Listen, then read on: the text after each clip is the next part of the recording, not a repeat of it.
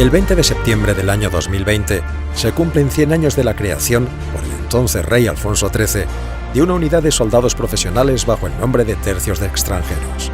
Desde entonces miles de hombres, españoles y extranjeros, han servido bajo la bandera española, marchando a 4 guerras y a los sangrientos sucesos revolucionarios de Asturias y Barcelona de 1934, para volver al combate en un nuevo ciclo bélico de las misiones internacionales que se abrió en 1992 en los Balcanes y que aún sigue abierto. Los legionarios han estado en constante combate durante casi medio siglo, pagando con su propia sangre el enorme precio de más de 10.000 muertos y 35.000 heridos, recibiendo 30 laureadas y 254 medallas militares individuales, las condecoraciones que reconocen el valor heroico en el ejército español.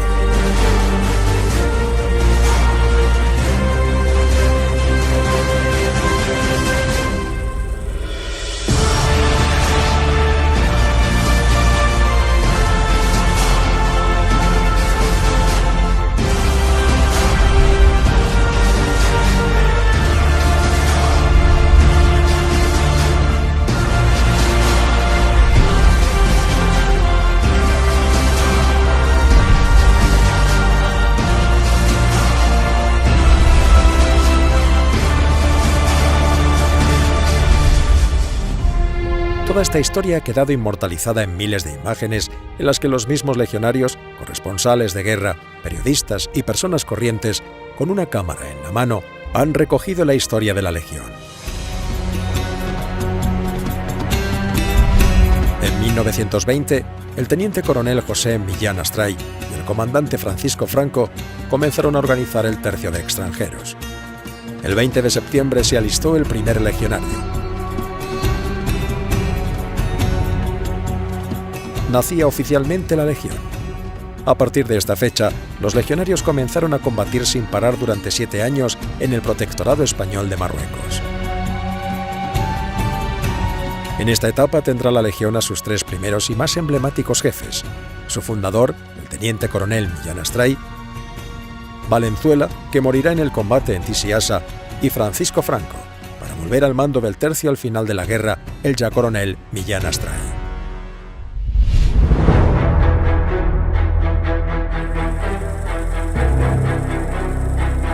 En el acuartelamiento de Darrifien tendrá la Legión su alma máter hasta la retirada de las tropas españolas de Marruecos en 1961.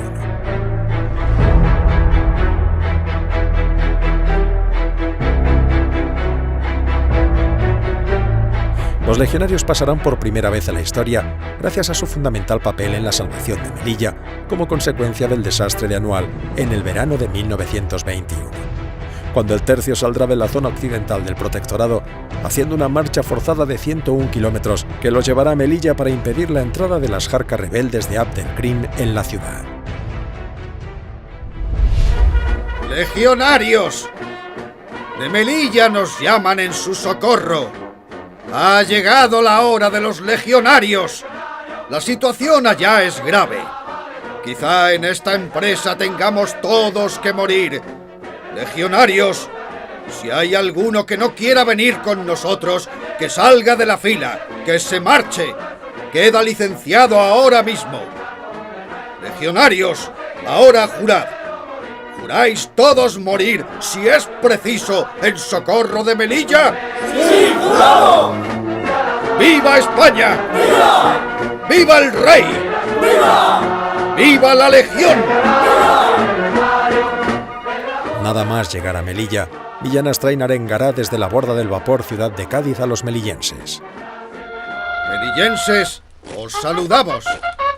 Es la Legión que viene a salvaros. Nada temáis, nuestras vidas os lo garantizan. Los legionarios y todos venimos dispuestos a morir por vosotros. Ya no hay peligro. Los legionarios bajan a la carrera del buque y desfilan por la ciudad. Con la salvación de Melilla, la Legión pasará a la historia por derecho propio.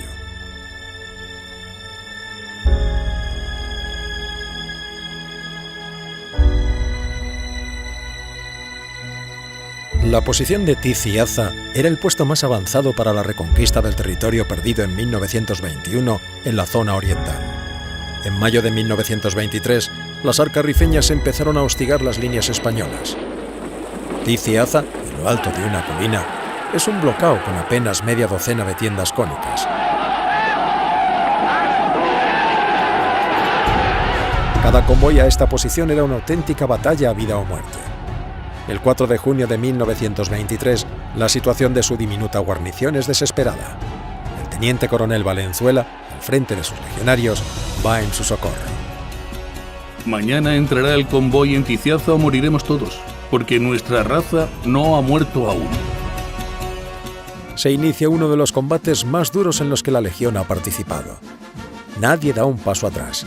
Llueve plomo en el ataque. Valenzuela da orden de ataque a su cornetín. Paso de ataque. Suena el toque que invita a combatir. Legionarios a luchar, legionarios a morir. La muerte se adueña del campo de batalla.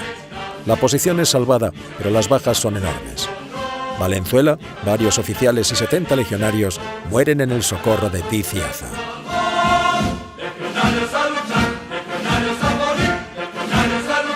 Como consecuencia de la muerte de Valenzuela, Franco se hace cargo del mando de la legión. A Franco le va a corresponder mandar al tercio en la retirada de Chauen y el desembarco de Alhucemas. El dictador Primo de Rivera era partidario de abandonar el protectorado marroquí. Ordenó un repliegue general de las posiciones españolas en el sector de Tetuán para ahorrar hombres y recursos financieros, lo que implicaba abandonar la ciudad de Chauen. Los españoles se replegaron a mediados de noviembre de 1924. Los legionarios serán los últimos en dejar la población la noche del 16, 2 días después que lo haga la columna principal, saliendo entre unas colinas repletas de arqueños que les apuntaban desde las alturas. Chauen es una trampa mortal. Los legionarios dejan Chauen en absoluto silencio. Los arqueños no se dieron cuenta, hasta clarear el día, que habían sido engañados y que los españoles habían abandonado Chauen y llegado a la posición de Daracova. La legión no sufrió ni una sola baja. Primo de Rivera felicitó a Franco. Nadie ha luchado con más perseverancia y con más capacidad que este invicto jefe en las campañas de Marruecos. En la retirada de Chauen, Franco ganó su segunda medalla militar individual. Un año después, en septiembre de 1925, Primo de Rivera pondrá fin a la guerra eterna de Marruecos con el desembarco de Alhucemas.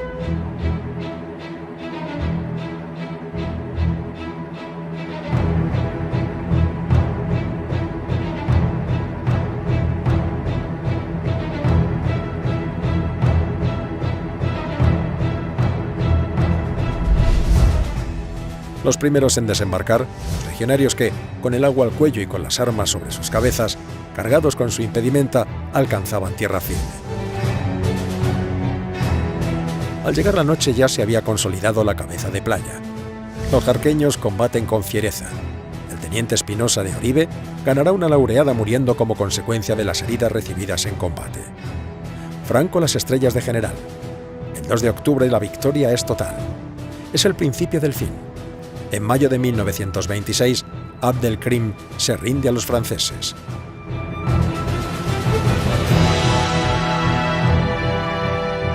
Unos meses antes, en febrero, el ahora coronel Millán Astray se había hecho cargo del mando de la legión por segunda vez en sustitución de Franco, que ha ascendido a general.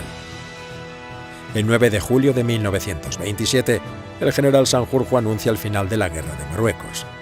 La campaña ha costado a la legión más de 2.000 muertos y más de 6.000 heridos.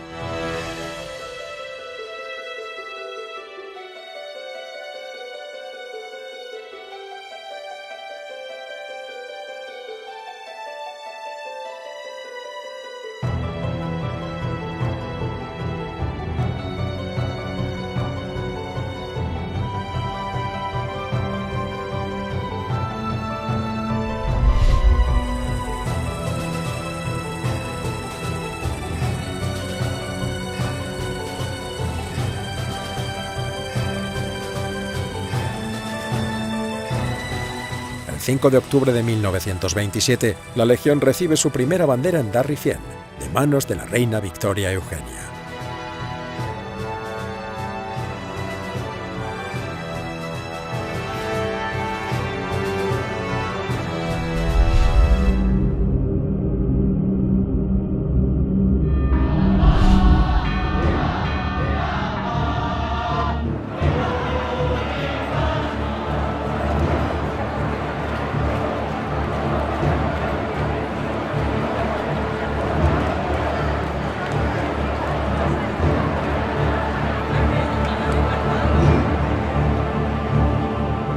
El 14 de abril de 1931 se proclama por segunda vez la República en España. La Legión en Marruecos verá afectada su vida por la llegada del nuevo régimen. Las tensiones entre el nuevo gobierno y el ejército comienzan desde un primer momento. Azaña promulgó diversas medidas que afectarán de manera negativa al ejército y en especial a los africanistas. En 1929, Primo de Rivera había recurrido a la Legión para dominar el intento de golpe de Estado de Sánchez Guerra en Valencia. En 1930, la primera bandera volvió a la península para ayudar a someter el pronunciamiento republicano del capitán y antiguo legionario Fermín Galán en Jaca.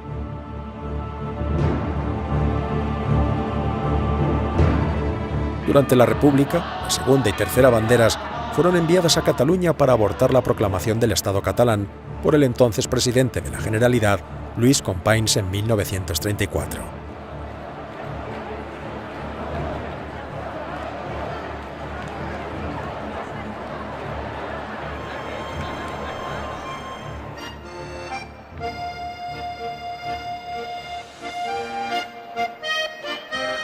Simultáneamente, la revolución violenta desencadenada por los socialistas en Asturias obligó al envío de un importante contingente de tropas, mandados por el teniente coronel Yagüe, entre los que estaban los regulares y la quinta y sexta banderas legionarias, a las que luego se unió la tercera para someter la revuelta.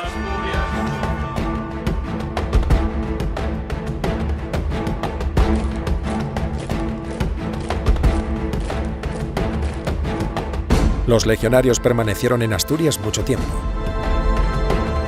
La revolución del año 34 provocó la muerte de más de 1.500 civiles, de 320 policías y soldados y de 35 sacerdotes. Oviedo queda prácticamente destruida, siendo muchos miles los revolucionarios que ingresaron en prisión. La sexta bandera regresó a África en abril, la quinta en mayo, y la tercera estuvo más de un año de guarnición en el Principado, regresando al protectorado en noviembre de 1935.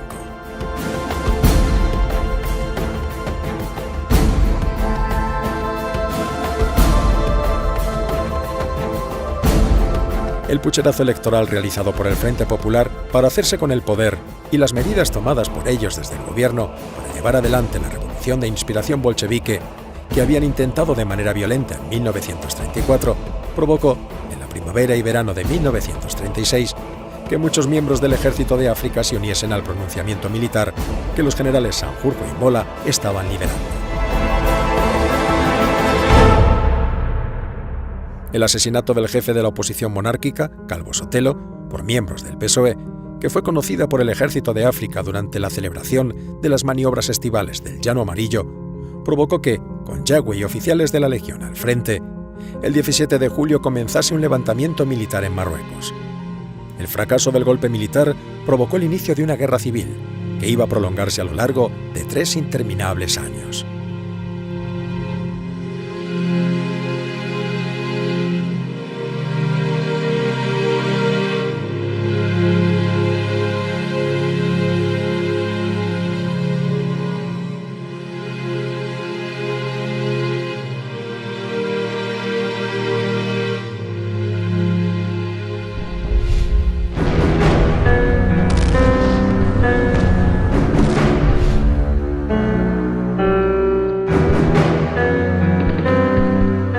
Las banderas de la Legión fueron empleadas como fuerzas de choque del Ejército Nacional.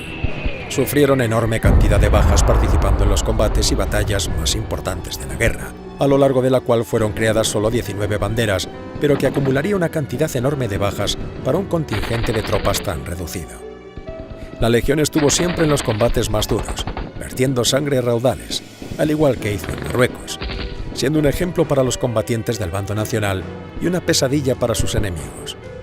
Su forma rápida y agresiva de hacer la guerra creó un estilo traído del protectorado que la convirtió en la reina de los campos de batalla peninsulares.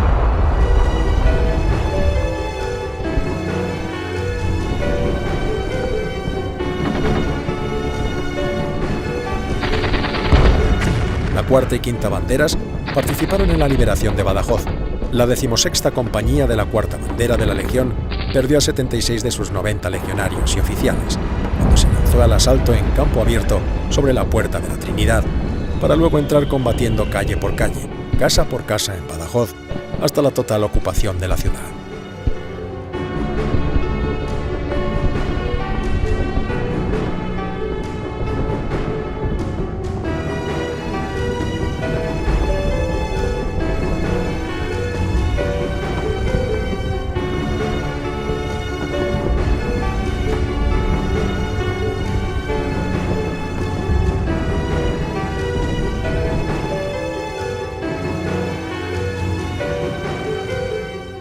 Liberado Badajoz, las columnas del Ejército de África avanzaron a la carrera sobre Talavera y Toledo, hasta llegar a Madrid, donde se desangraron 10 banderas legionarias. En la defensa del Clínico, la cuarta bandera obtendrá una medalla militar colectiva, combates en los que destacó por su labor el capellán legionario Padre Huidobro. El 11 de noviembre de 1936, escribe el capitán Tiede a su jefe Yagüe desde las trincheras de la Casa de Campo. Como verá mi coronel, las bajas han sido enormes, y han sido el día 6 y la noche del 6 al 7 los más duros de toda la campaña. Había momentos de mucha emoción, y estaba temiendo que la delgada línea de la quinta bandera se rompiera en algún lado, pues cubrimos un frente de 1000 metros y nos atacaron por millares, a pecho descubierto y con los carros rusos en cabeza, sin que nosotros apenas tuviéramos protección de artillería. En fin, se consiguió detener la avalancha, así como un fuerte avance a las 3 de la madrugada, todo naturalmente a fuerza de torrentes de sangre, como bien demuestran los partes de bajas. Y así pudimos añadir una nueva página de gloria a la historia de la Legión. Como es natural, estamos en cuadro en lo que se refiere a oficiales, suboficiales y cabos. Hoy tenemos pelotones mandados por legionarios de segunda y los 15 individuos que los componen paisanos vestidos de legionarios. Pero no importa. Seguiremos adelante y gracias a los pocos oficiales y suboficiales antiguos que aún quedan, todo el mundo se va encuadrando poco a poco, como demuestran los recientes hechos de la Casa de Campo. En esta ocasión quiero darle cuenta a mi coronel de las bajas que ha tenido esta bandera desde el comienzo de la campaña, que son nada menos que 3 oficiales muertos y 20 heridos, total 23. De tropa, 78 muertos y 435 heridos, o sea, en total 514, que son más del 100% de los que salieron de África. En la bandera no queda oficial alguno que no haya sido tocado al menos una vez. En estas cifras solo están incluidos los legionarios, y ninguno de los soldados falangistas, etc., agregados a esta bandera.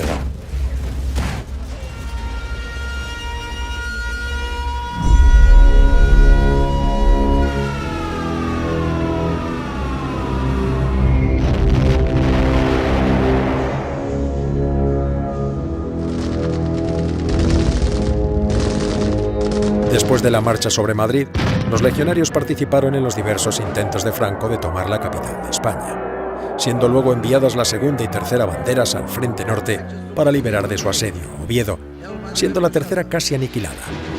En estos combates el teniente Coloma, al frente de la 15ª compañía, ganó una medalla militar individual.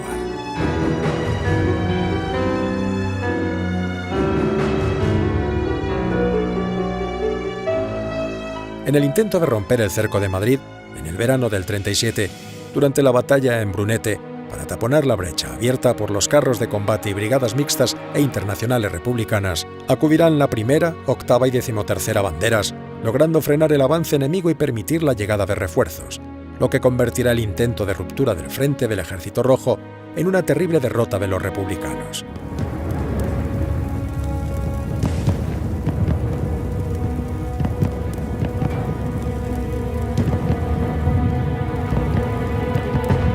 En Talavera se organizan las nuevas banderas, salvo la 15ª que nacerá en Zaragoza, en el verano de 1937, teniendo como germen la bandera Sanjurjo. En febrero de 1938, las unidades de carros de combate del Ejército Nacional son adscritas a la Legión bajo el nombre de Bandera de Carros de Combate de la Legión, dotada de carros Panzer I y de carros T-26 rusos, además de tanquetas BA-9 y UNL-35 capturadas al enemigo.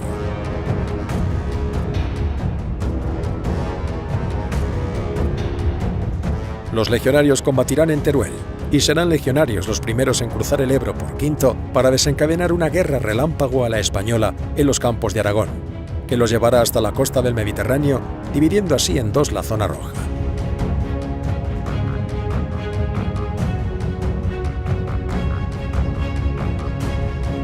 En estos primeros combates nocturnos para cruzar el Ebro, la 16ª Compañía de la Cuarta Bandera, la de Badajoz, sufrirá el 70% de bajas. Las bajas comienzan a ser numerosas y la situación adquiere enseguida caracteres de tragedia.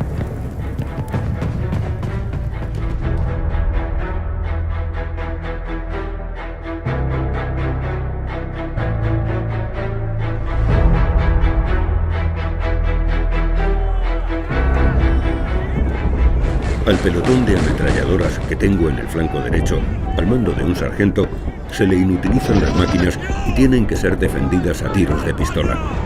Pero los sirvientes sucumben, todos menos uno, y a pesar de que casi es un recluta, defiende a sus compañeros y a las armas del ataque enemigo hasta que un grupo de la 8ª Compañía acude en su auxilio, resolviendo la situación.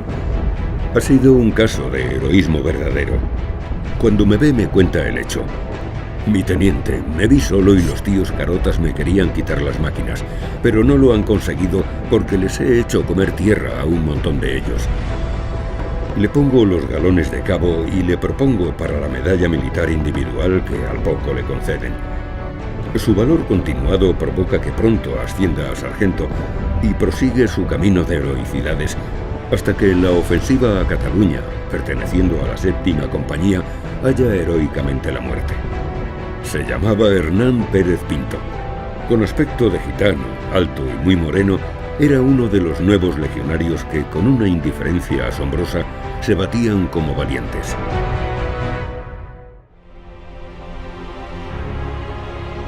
La primera bandera parará la ofensiva republicana de Vicente Rojo en Tremp, Lérida. La tercera bandera, durante la batalla del Ebro, llegará a perder todos sus mandos, quedando solo un capitán y 2 tenientes para mandar toda la unidad. El Ebro, la batalla más larga y sangrienta de toda la guerra civil, obligará a llevar hombres a todos los frentes y la Legión volverá a darlo todo. Sus bajas son enormes. Se ofrece a presos rojos salir de los campos de prisioneros para ingresar en la Legión. Yagüe pregunta sobre estos nuevos legionarios al jefe de la 4ª Bandera, Carlos Iniesta. ¿Qué tal eso, Rogelios? Mi general, me da usted a mí menos, igual o más categoría que a cualquier comisario político del Ejército Rojo. Yo le doy más a usted. De su comportamiento no puedo ni preciso pedir más. Son francamente formidables. En la Legión se cumplía a rajatabla lo que lanzaba a los 4 vientos la canción del legionario. Cada uno será lo que quiera. Nada importa su vida anterior. Pero juntos formamos bandera que da a la Legión su más alto valor.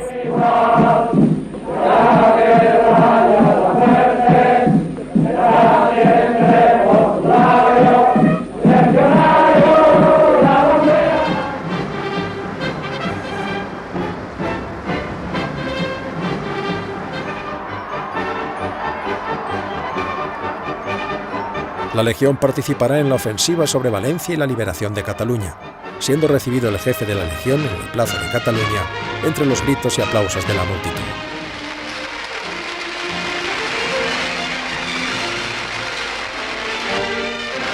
Entre entusiastas aplausos, el jefe del Estado llega al Paseo de la Castellana. Tras la rendición de Madrid, el 19 de mayo de 1939, se celebró en Madrid el gran desfile para conmemorar la victoria y el final de la guerra. Desfilarán la 5ª y la 12ª bandera, más la 10ª que desfiló motorizada en unión de la agrupación de carros de combate de la Legión. Había llegado la paz.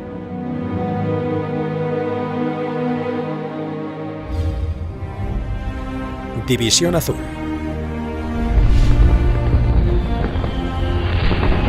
Nuestra gloriosa división lucha en primera línea y presta un servicio inestimable a Europa y a la civilización occidental, combatiendo al comunismo enemigo sin importarle las inclemencias de la temperatura ni la dureza del terreno. El 1 de abril de 1939 terminaba la Guerra Civil y solo 5 meses después comenzaba la Segunda Guerra Mundial. España permaneció fuera de la guerra hasta que, en el verano de 1941, la Wehrmacht desencadenaba la Operación Barbarroja, el inicio de la invasión de la Unión Soviética. España organizó una división de voluntarios, reclutados entre civiles y militares, para ir a luchar contra el Ejército Rojo de Stalin.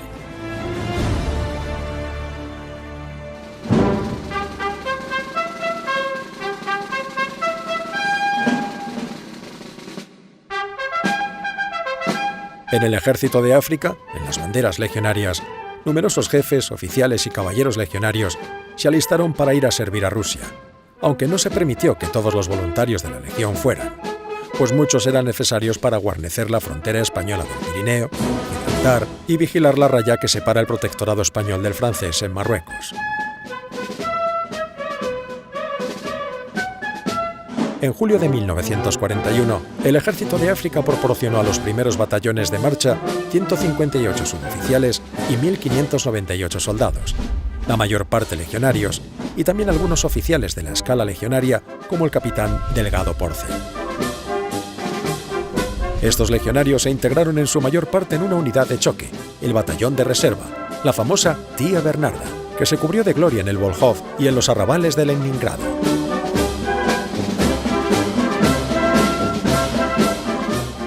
La División Azul es una de las unidades sobre la que más testimonios escritos tenemos, debido a que entre sus voluntarios muchos eran hombres con estudios, que nos han legado numerosos testimonios escritos y libros de memorias.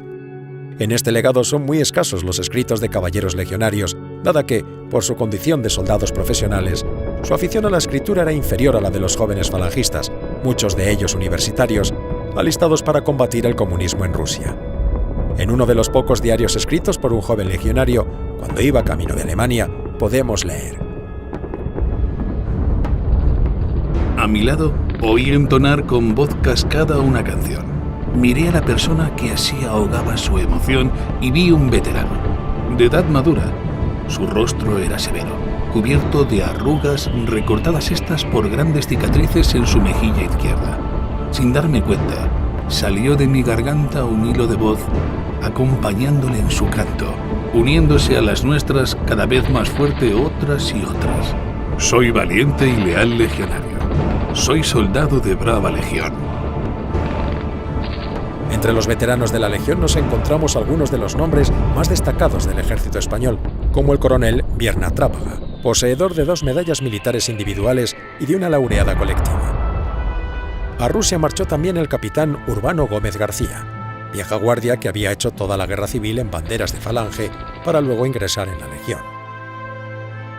Con el regimiento 262 combatió en Krasny Bor, ganó una Cruz de Hierro de segunda y otra de primera clase y 2 distintivos por destruir carros de combate soviéticos.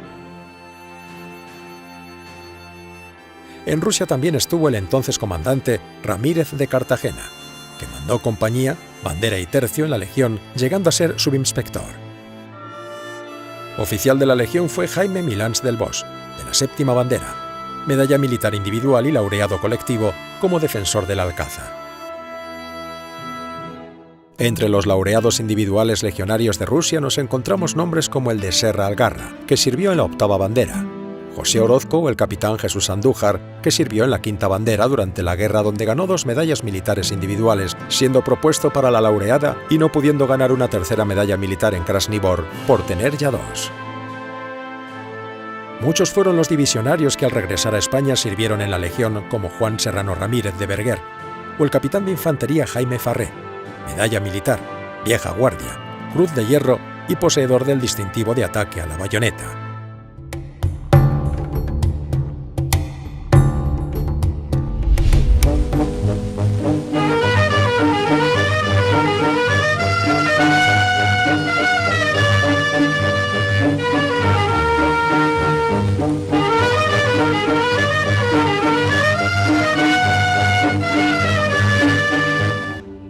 Al terminar la Guerra Mundial, todas las banderas de la Legión regresaron a África, al Protectorado, al enclave de Sidi Ifni y luego al Sáhara, donde los tercios se ganarían el nombre de saharianos.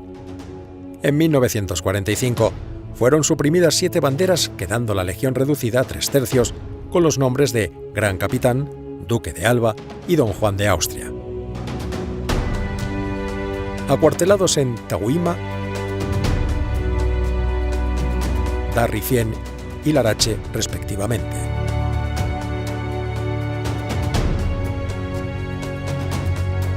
En 1950 nacía el cuarto tercio, Alejandro Farnesio, con sede en Villa Sanjurjo, Alhucemas.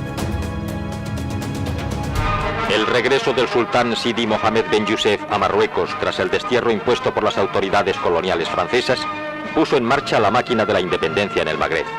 El sultán y el pueblo marroquí vieron realizado su sueño de libertad a finales de 1956. Una de las primeras preocupaciones de Mohamed V, nombre que adoptó el sultán poco después de... En 1956, Francia dio la independencia a su protectorado marroquí, viéndose obligada a España a hacer lo mismo. Los legionarios durante 5 años protegieron los intereses y vidas de los españoles en Marruecos, guarneciendo el país desde sus cuarteles de Crimda, Alcázar-Quibir o Dar Rifien. España abandonó definitivamente el protectorado el 28 de febrero de 1961, entregando Dar Rifien, cuna de la Legión, a Marruecos. Mientras que los legionarios permanecían en un Marruecos ya independiente, se producía en el sur, en la zona marroquí de Tarfaya, en el enclave español de Ifni y en el Sáhara, una guerra alentada y sostenida por Rabat que llevó al combate a los legionarios después de una década de relativa calma. Las tensiones comenzaron en 1956, lo que provocó la refundación de la 13ª bandera independiente, que pronto será llevada al Aaiún en pleno Sáhara. Poco después comenzaba una guerra que se prolongaría durante los años 1957 y 1958. En ella las banderas de la Legión llevaron el peso de los combates junto con las tropas nómadas, policía indígena y las recién nacidas banderas paracaidistas. En junio de 1957, la cuarta bandera llega al Sáhara. En enero del 58, la sexta y novena. Los legionarios construyen y adecentan cuarteles en el Aaiún, Villa Cisneros, en Fuerte Chacal, cerca de Nchera, y en Sidi Ifni, y guarnecen posiciones en pleno desierto.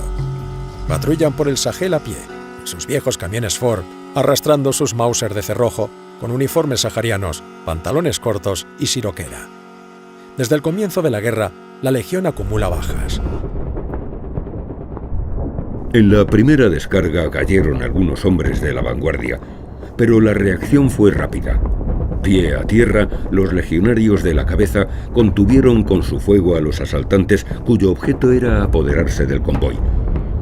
Mientras tanto, la retaguardia inició un movimiento de envolvimiento a la partida que se retiró dejando 9 cadáveres, armamento y municiones.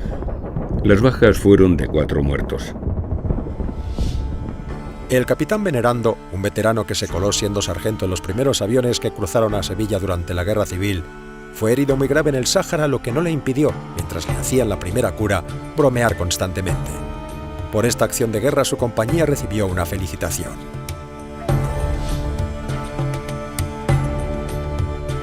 Es mi deber hacer especialísima mención del capitán de la 13 bandera de la Legión, don Venerando Pérez Guerra, que mandaba las fuerzas de la columna, de quien os transmito el último parte recibido, herido ya de gravedad desde los primeros momentos de la acción. A 2 kilómetros entrada Dunas, convoy fuertemente atacado por bando rebelde. Se repelió ataque y se contraatacó, haciendo al enemigo numerosas bajas. ¡Viva España! El estilo lacónico y militar del citado parte, redactado como un acto rutinario del servicio, como corresponde al credo legionario, nos ahorra todo comentario. Fallecido a consecuencias de sus heridas, su sacrificio no será baldío, porque nos deja ejemplo de su conducta heroica, de su serenidad ante el peligro, de su acierto y de su decisión de no abandonar el mando en ningún momento. Virtudes que ha demostrado plenamente como oficial legionario y como español. Que a todos nos sirva de ejemplo. Mantener con la cabeza alta el orgullo de ser legionarios y españoles, para alcanzar la más alta gloria para la patria y el mejor cumplimiento en la misión que España nos tiene encomendada. Así lo espera vuestro coronel, mulero. En esta nueva guerra la Legión recibió por primera vez el fusil de asalto Zetme. Los helicópteros llegaron al desierto junto a las tanquetas M8 norteamericanas compradas a Francia de segunda o tercera mano, así como los primeros vehículos militares de la ayuda americana. Durante este conflicto la Legión volvió a pagar un importante precio de sangre.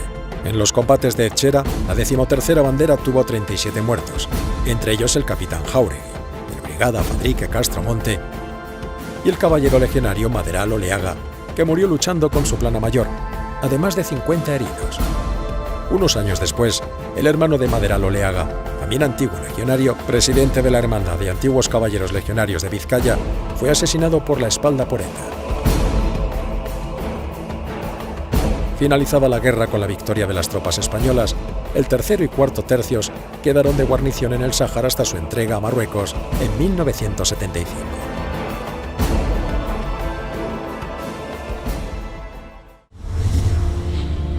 La guerra terminó, pero la Legión siguió patrullando por el Sáhara.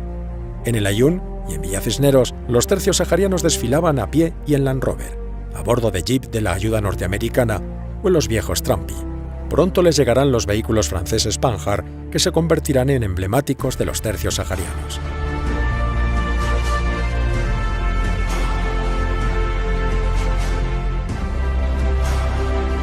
También nacerá una unidad legionaria de carros de combate, en noviembre de 1970. La compañía Bacali, adscrita al tercer tercio y dotada de 18 carros franceses AMX-30, que toma su nombre del teniente Daniel Gómez Pérez, que ganó una medalla militar individual durante la Guerra Civil en la bandera de carros de la Legión. Esta unidad será cuartelada en Sidi Bouya, en el Aaiún. No era esta la primera vez que la Legión tenía carros de combate. Durante la Guerra Civil, junto a las 10 y 8 banderas con que contó la Legión, hubo otra bandera, la bandera de carros de combate de la Legión, dotada de carros de combate Panzer I y de carros T-26 rusos capturados a los rojos y con tanquetas BA-9 y UNL-35, también de procedencia enemiga, que serían el embrión de las primeras y elementales fuerzas acorazadas españolas. A pie o ya motorizados, los legionarios recorrerán el Jebel, la Saria en la Nara, tomarán té con los nativos y se cobijarán del sol bajo sus jaimas o acamparán bajo las lonas de sus tiendas de camuflaje en medio de la nada. Los legionarios abrirán pozos, repartirán agua y alientos en tiempos de sequía entre los saharauis, sufrirán el siroco y recibirán a cantantes y artistas en sus acuartelamientos. El secretario general de las Naciones Unidas fue recibido también en audiencia por su excelencia el jefe del Estado, con quien mantuvo una larga y cordial entrevista. Finalmente, en el Palacio de la Zarzuela, conversó durante más de media hora con el príncipe de España. A partir de los años 70, las tensiones entre Marruecos y España se acrecentaron. El rey de Marruecos, Hassan II, deseaba anexionarse el Sáhara, a pesar de que la ONU había dictaminado que era un territorio independiente a Marruecos y que tenía que ser descolonizado por España y así acceder a la independencia.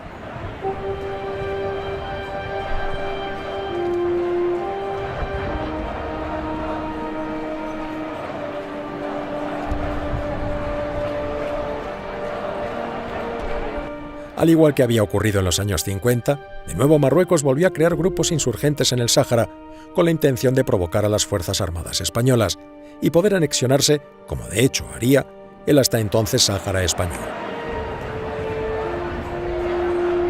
Ifni había sido entregado a Marruecos en 1969 y el Sáhara se había convertido en provincia española de ultramar en 1958 en un intento sin sentido de conservar el territorio junto a sus pesquerías y minas de fosfato de Bucra, dada su proximidad a las Islas Canarias. Dado los cada vez más graves incidentes con la población del territorio y la poca fiabilidad de las tropas saharauis, de la policía indígenas y de tropas nómadas, la Legión se convirtió en el principal baluarte de la españolidad de la entonces provincia española del Sáhara. En 1974, comenzó Hassan II a presionar a las autoridades españolas del Sáhara. Varias unidades marroquíes se situaron en la frontera en actitud amenazante, por lo que el tercero y cuarto tercio toman posiciones frente a ellas. Comenzaba una guerra no declarada que provocó bajas entre los legionarios. La Legión, en boca del coronel Mariñas, jefe del cuarto tercio, pidió responder con un ataque preventivo, pero sin resultado.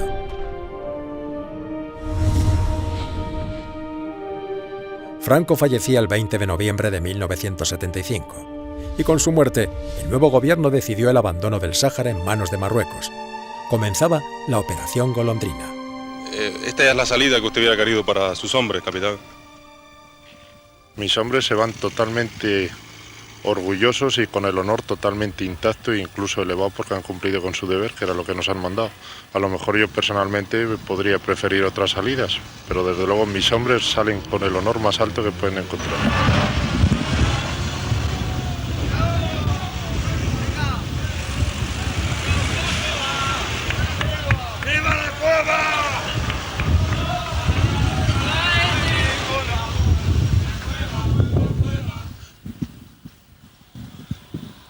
Han pasado 3 minutos desde que salió el último coche de la Legión.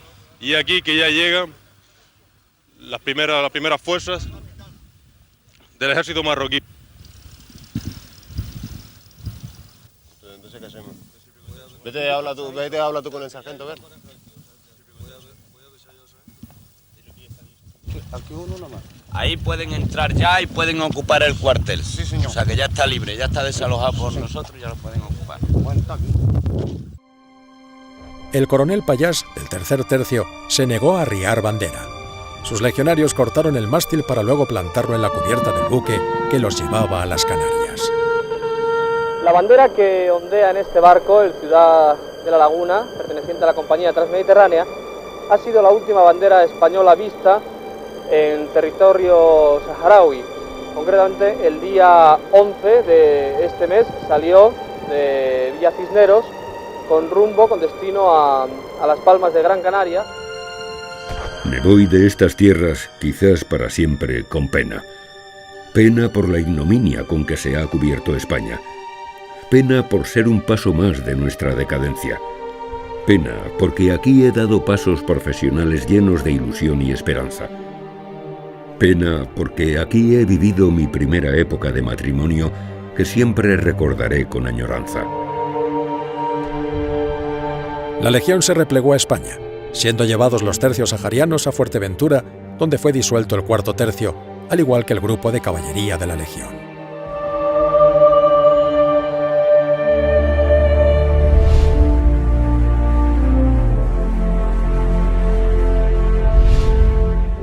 En 1975, España abandonó sus posesiones del Sáhara, siendo enviados los legionarios a acuartelamientos en Ceuta, Melilla, Fuerteventura y luego Ronda y Almería.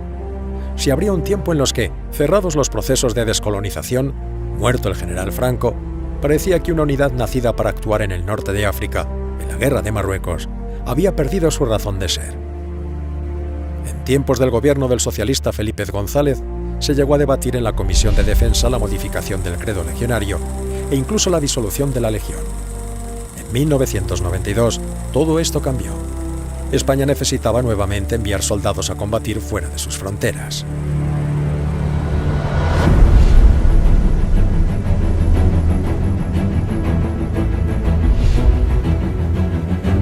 En 1990 nacía la FARC, Fuerza de Acción Rápida, en la que la Legión sería una de sus unidades fundamentales.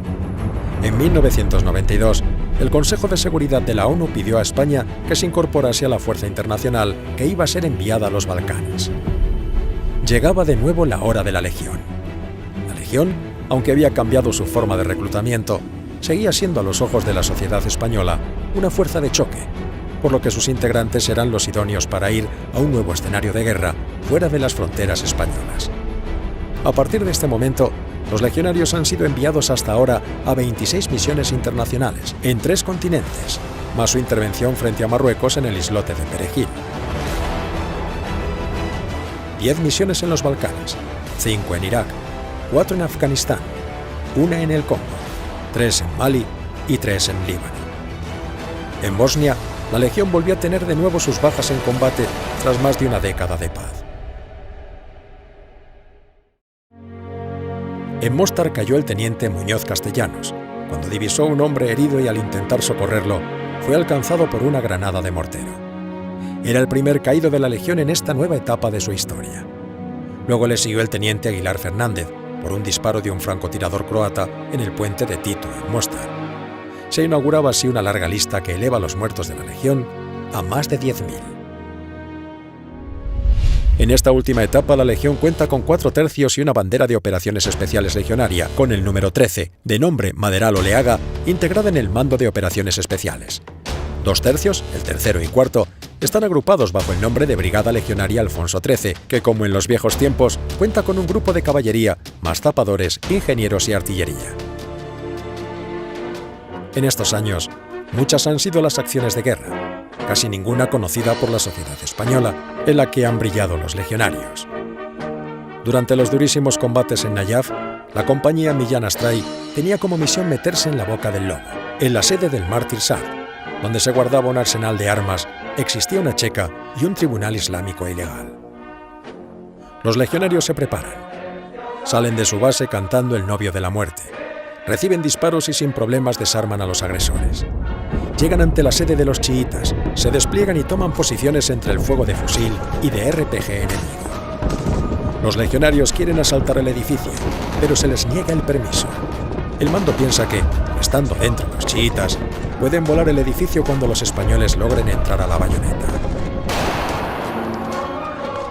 Al llegar a la base, los legionarios llevan la cabeza bien alta, forman y son arengados por su capitán.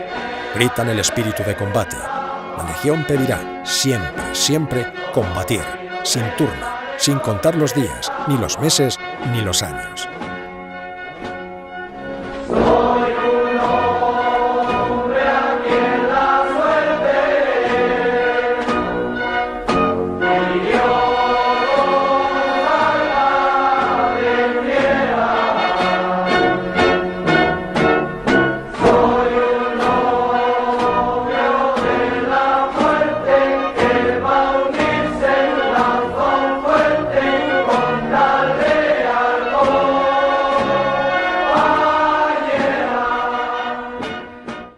Se llama Manar Ben Akib Flamiludi, es cabo de la Legión de Ceuta con valor reconocido por su participación en un enfrentamiento con fuerzas hostiles.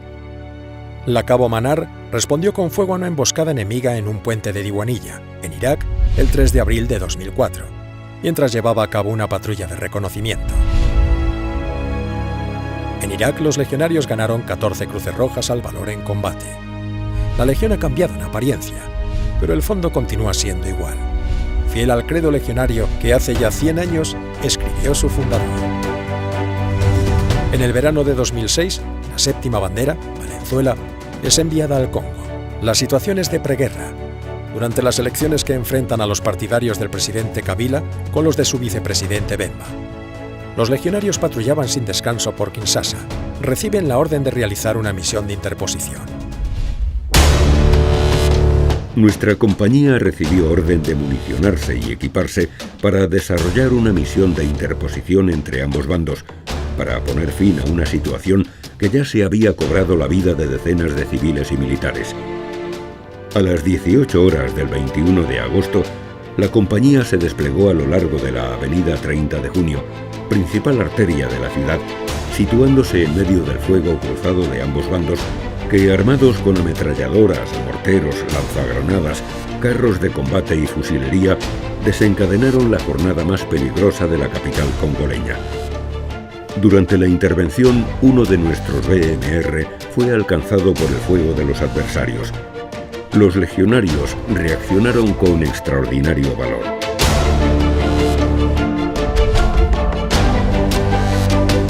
A pesar de las amenazas por parte de las tropas de Kabila y Bemba, de pasar sobre sus posiciones a lanzarse contra sus enemigos y del tiroteo que estalló a su alrededor, la sección del teniente Rubio permaneció toda la noche cumpliendo las órdenes recibidas, a pesar de la comprometida situación en que se encontraban.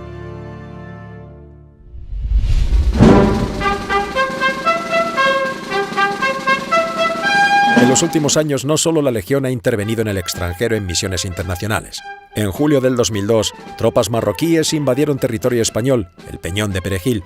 Desde Ceuta son enviados en helicóptero legionarios del Tercio Duque de Alba, de la Cuarta Bandera, para fortificar el islote en prevención de lo que pueda ocurrir. Manda la fuerza el comandante Santa Creu y los capitanes Armada y Navarro.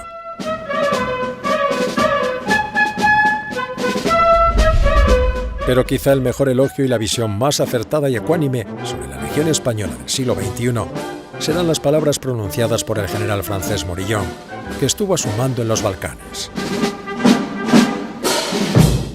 Palabras del general Morillón. Los hombres con rango, los que con rostro marcado y mirada dura están desplegados en el gueto musulmán, están entre los más valerosos encontrados en Bosnia-Herzegovina. Bajo bombardeo, pasaron una noche con el casco bajo la nuca, calzadas las botas y el arma al alcance de la mano en una antigua tienda destruida de la ciudad vieja. Barbudo, fornido como un borriquillo de Asturias, el capitán Navarro acepta proporcionar ayuda a una pareja de reporteros franco-españoles que ha llegado a infiltrarse en el dispositivo croata hasta llegar al gueto. A despecho de los bombardeos, tanto más mortales cuanto que son efectuados a bocajarro, los hombres del capitán permanecen sin vacilar.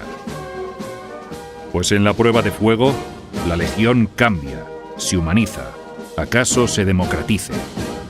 Se descubre detrás de los rudos rostros de los legionarios unos europeos completos, un poco perdidos, pero siempre dispuestos a compartir con el prójimo.